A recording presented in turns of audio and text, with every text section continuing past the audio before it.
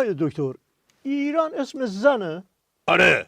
اون وقت کشور اسم مرده؟ نه چطور مگه؟ آخه این ظریف تو مجلس هر جا گیر میکرد میگفت سر خود کار نکردم، کشور در جریانه. نه خیر، اسم مرد نیست، اسم مشنگه. برای اون احمقی که میخواد خودش رو در ببره میزنه کل نظامو میده زیر تیغ.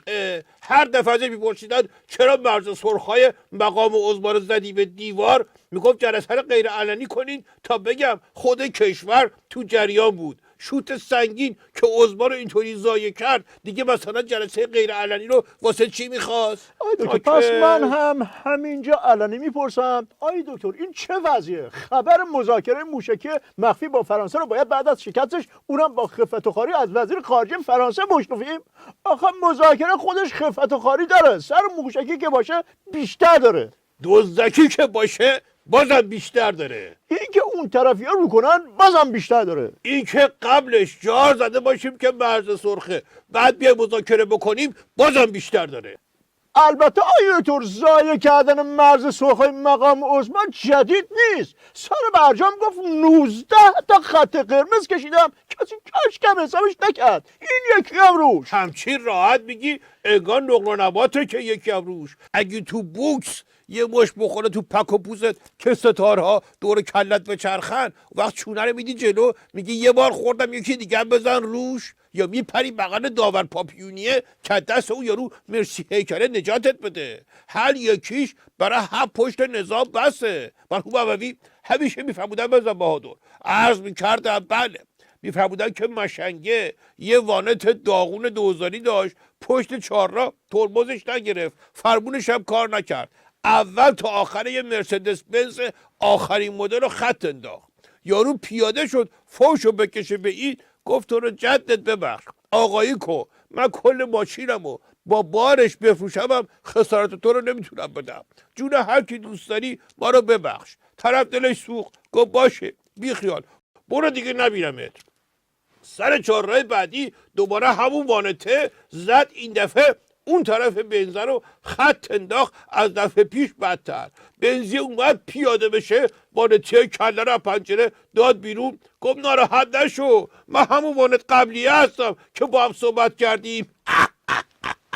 روشن شد یا یه خط اساسی برات بندازم. به هر حال خیلی پکرم آی دکتر، از کجا معلوم فردا یه چیز دیگه رو نشه؟ هر وقت که فکر کردی خیلی بدبخت بیچاره ای، یاد سلامی مشنگ بیفت، اون وقت میبینی که هنوز خیلی خوشبختی. تو همون روزی که داشت هارت و پورت میکرد که همه دنیا زیر توان موشکی ما هستن، رو شد که 3 دور مذاکره موشکی هم شده.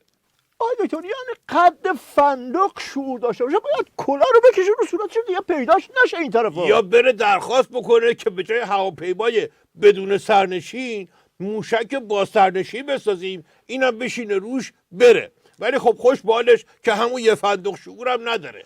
کاش همون موقع که میمون و فرستادی فضا اینم میذاشیم کنارش آی دکتر. میخواستیم همین کارو بکنیم، میمونه نذاشت، گفت یا جای منه یا جای این. ولی اگرم میفرستادیم ما بازم درست نمیشد. تو نظام که پر اینجور چیزاست. مگه بهرام قاسمی رو ندیدی تو؟ آی دکتر اینقدر تو سر این بدبخت نزنین، هر چی قدم روان پریش باشه بالاخره سخنگوی وزارت خارجه است.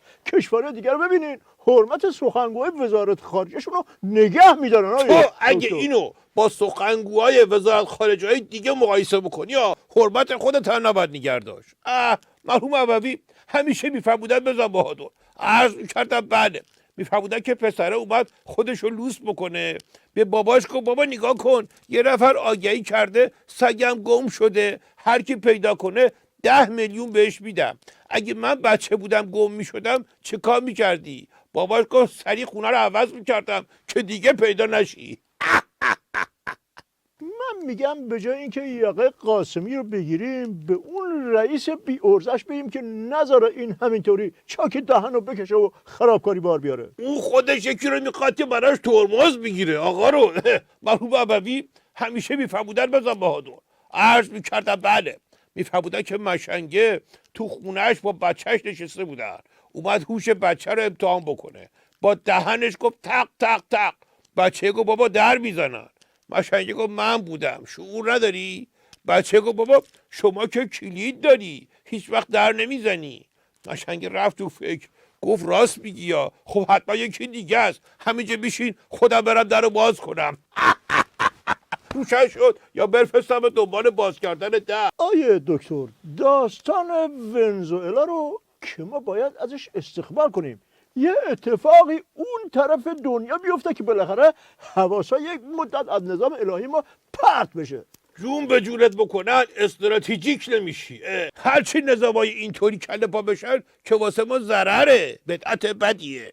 سربسته بگم مرحوم ابوی همیشه میفرمودن بزن بهادر، عرض میکردم بله، میفرمودن که پیرمرده تو بستر مرگ بود، رفیقش که همبازی فوتبال جوونیاش بود اومد ملاقاتش، بهش گفتش که ببین وقتی رفتی اون دنیا یه طوری بهم خبر بده که بساط فوتبال به راه هست یا نه. چند روز بعد مریض عمرشو داد به شما و رفت اون دنیا. یه نصف شب اومد به خواب همین رفیقش، گفت کلی خبر خوب دارم برات با یه خبر بد. بساط فوتبال به راهه، همه رفقای قدیمی هم هستن، مربیمون هم هست، همه دوباره جوون شدیم فوتبال میزنیم، چه جور خسته هم نمیشیم، کسی هم آسیب نمیبینه. طرف خوشحال شد، گفت دمت گرم، خبر بده چی بود پس؟ رفیقش گفتش که هیچی، مربی برای بازی همین هفته جمعه اسم تو رو گذاشته تو تیم. روشن شد یا هم چی بذارم که بری با اینا فوتبال بازی کنی. آی دکتر، یه بسیجی سیلی خورده نوشته خیلی وقته که هر روز یه بدبختی جدید داریم. یه روز برجام، یه روز تحریم، یه روز سیمان ریختن تو راکتور عراق، FATF، یه روز موگرینی میاد سلفی میگیره که نوبتش هم که به من نرسید، حالا 6 ماه رفته برامون سازوکار بفرسته، یه روز مذاکره موشکی، یه روز کنفرانس لهستان که برای نظام باید بگیم لهستان، بیرون شدن از سوریه، دستگیری هرچی سفیر داریم، خنجر روسیه، داستان ونزوئلا. تازه همش دارم از خارج میگم که بتونم اصل کالیا رو ویراژ بدم رد شم. خیلی بدبختی زیاده، ولی خوبیش اینه که عادت میکنیم، با هیچ بدبختی شوک نمیشیم. بهش بگو خوش به حالت که هیچی نمیفهمی، یعنی این خوشبختی رو اگه نداشتی نصف اون بدبختی هم کافی بود که ناکارت بکنه. مشنگ میگه عادت میکنی. مرحوم ابوی همیشه میفرمودن بزن بهادر، عرض کردم بله، میفرمودن که مشنگه هر روز یه مش از علف خرش کم میکرد که به نخوردن عادت کنه. بعد یه مدتی پرسیدن چی شد، گفت هیچی، نزدیک بود عادت کنه که مرد. آقای دکتر، شما مثال از این بهتر بلد نبودین برای نظام بزنین؟